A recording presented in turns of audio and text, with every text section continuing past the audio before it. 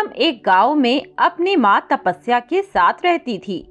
पूनम के पिता का स्वर्गवास हो गया था। दोनों माँ और बेटी माँ दुर्गा की पूजा किया करती। तपस्या गांव के घरों में काम करती थी और पूनम घर का काम करती थी। एक दिन तपस्या काम से वापस आ रही थी, तभी रास्ते में उसे गांव का जमींदार मिला। उसने तपस्या से कहा, तेरी बेटी शादी के लायक हो गई है। मैं अपने बेटे की शादी उससे करना चाहता हूँ। तू बता कब शादी करनी है।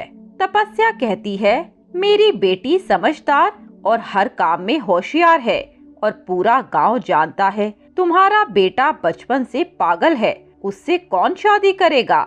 जमींदार गुस्से में कहता है, अच्छा इतना घमंड। अगर 15 दिन में तूने मेरी बात नहीं मानी तो तेरी बेटी को घर से उठवाकर जबरदस्ती अपने बेटे से शादी करवा दूंगा। ये सुनकर तपस्या डर जाती है और रोते हुए घर पहुंचती है। पूनम अपनी माँ को रोते देखती है तो पूछती है, माँ क्या बात है, तुम रो क्यों रही हो। तपस्या उसे सारी बात बता देती है। यह सुनकर पूनम कहती है, माँ तुम चिंता मत करो, माँ दुर्गा सब ठीक कर देंगी। मुझे माँ दुर्गा पर अटूट विश्वास है, वह अवश्य हमारी रक्षा करेंगी। इसी तरह कुछ दिन और बीत जाते हैं। धीरे धीरे 15 दिन पूरे होने वाले होते हैं। तपस्या को जमींदार की बात याद थी, इसीलिए वह परेशान रहने लगी। एक दिन रात को पूनम को सपने में माँ दुर्गा ने दर्शन दिए और कहा, बेटी मैं तेरी पूजा से बहुत प्रसन्न हूँ। तेरी रक्षा के लिए मैं अपने सेवक वीर हनुमान को भेज रही हूँ। अब तुझे चिंता करने की कोई आवश्यकता नहीं है। पूनम सुबह उठती है, तब तक तपस्या काम पर चली जाती है। पूनम उसे कुछ पता नहीं पाती। शाम को जब तपस्या वापस आती है, पूनम उससे बात करने लगती है। तभी दरवाजे पर दस्तक होती है। तपस्या दरवाजा खोलती है तो सामने जमींदार खड़ा था। तपस्या डर जाती है। जमींदार उससे कहता है, मैंने कहा था अपनी बेटी को तैयार रखना, कल इसकी शादी है। अगर तुम दोनों कल मंडप पे नहीं पहुंची तो अच्छा नहीं होगा। ये कहकर वह चला गया। तपस्या रात भर रोती रही।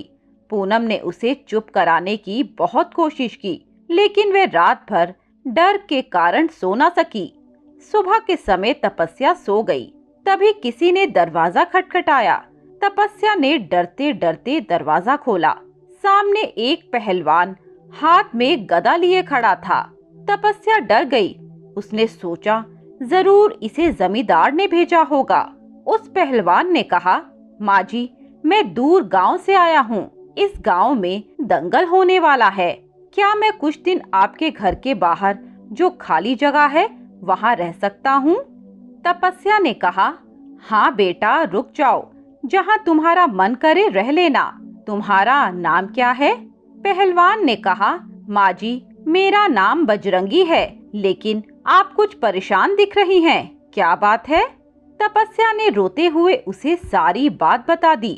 तब बजरंगी ने कहा, आपने मुझे आश्रय दिया है, आपकी बेटी मेरी बहन है, आप चिंता न करें। आज से इस घर की ओर कोई आंख उठाकर भी नहीं देख सकता।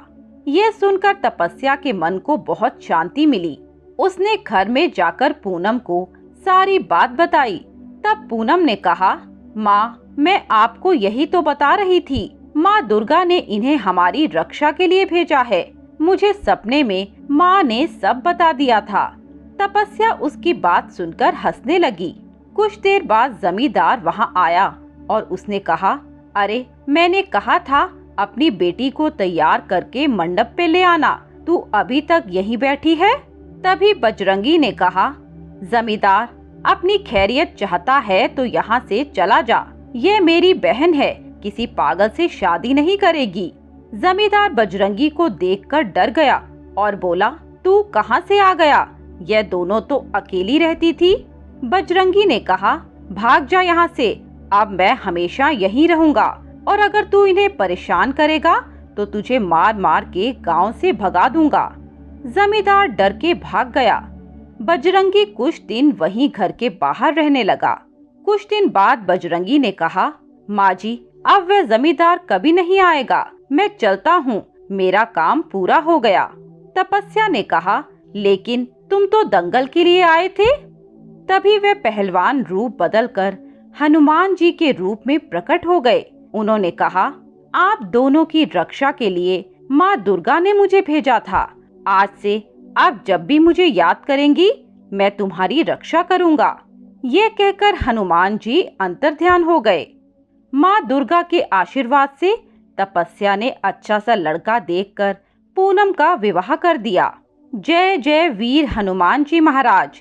इसी प्रकार अपने भक्तों की रक्षा करना।